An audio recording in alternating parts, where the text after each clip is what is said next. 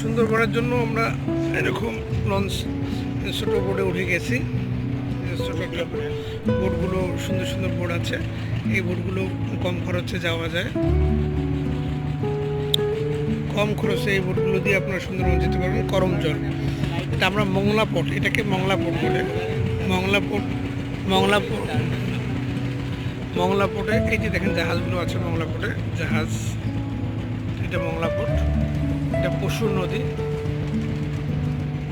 এটা হচ্ছে পশুর নদী মংলা পোর্ট। মংলা পোর্ট থেকে আমরা সুন্দরবনে যাত্রা শুরু করেছি।